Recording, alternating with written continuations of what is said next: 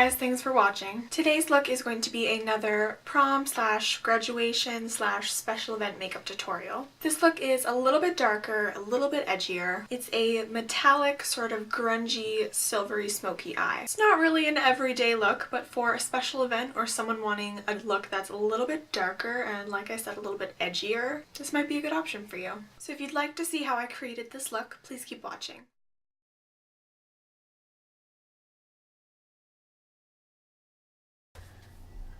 Using the Stila Eyes Are the Window Mind palette, I'm taking the shade called Wit with the Sigma Tapered Blending E35 brush, and I'm going to be softly blending this into the crease and below the brow bone.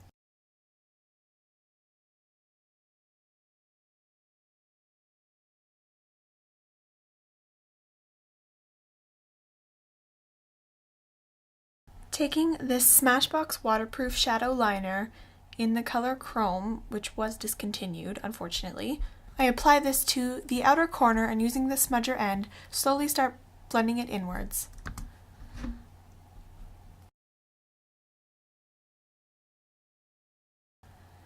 Using the cream shadow as a base helps build color and it also helps it last longer. Then using the shade Observation on a smaller brush, I'm going to start blending this right over top.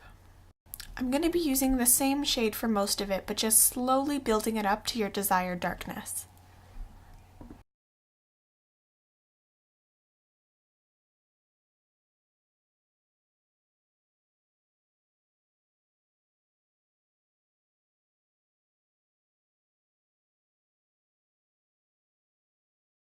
Then, taking the shade that's a little bit darker, called Instinct, I'm going to be doing exactly the same thing, just slowly deepening that color to create more of a softer gradient.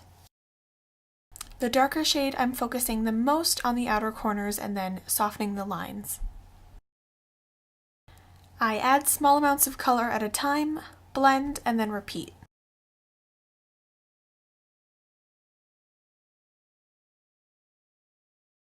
Now taking this new MAC fluid line in the shade Silver Stroke, I'm going to be using a flat brush. This is from one of the Urban Decay palettes, and I'm just going to be applying that more so to the center of the lid. This is going to work as our cream base for our pigment and glitter.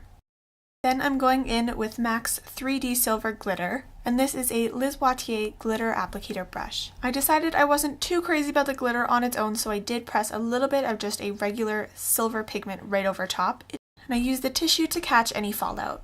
And then I just make sure that it's all blended, and I'm going in with the Kat Von D Tattoo Liner, and I'm extending that line a little bit towards the inner corner.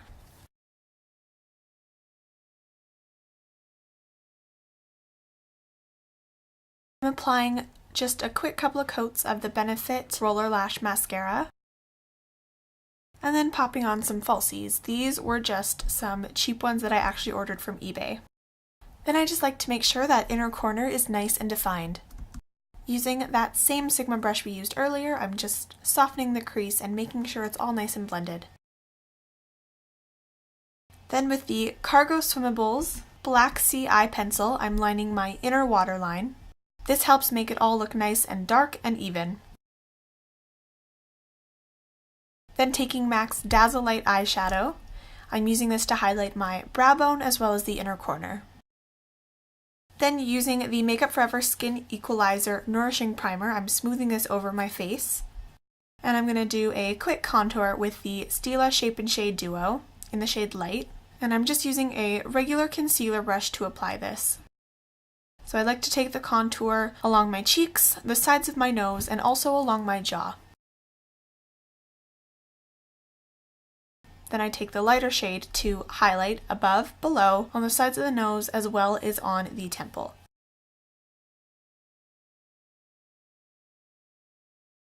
For foundation, I'm using the MAC Studio Sculpt and mixing it with a little bit of the Maybelline Fit Me foundation, just to make it a little bit more smooth and blendable.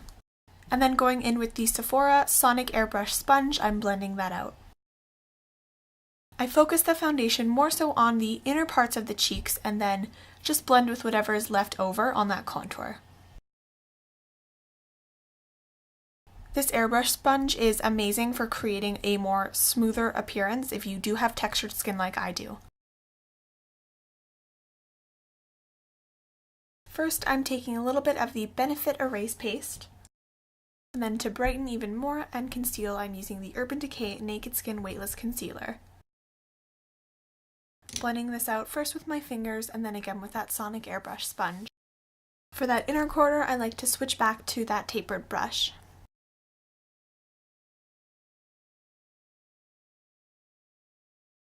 Next, I'm using the Chanel Soleil de Tan Cream Bronzer, and this I'm using to add some warmth and also to define that contour a little bit more. This cream bronzer looks really natural and lasts all day. Now I'm going in with the new MAC Studio Sculpt Defining Bronzing Powder, and this is in the shade Delicates from the Wash and Dry collection that recently launched.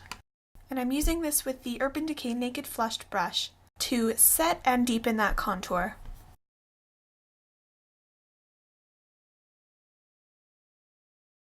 Next I'm going in with the Mary Luminizer Highlighter by The Balm. This one looks great in photographs and video. I'm applying this to the cheekbones and also above the brow bone. Next I'm going in with Lancome Rose Fresque Blush on a Real Techniques blush brush.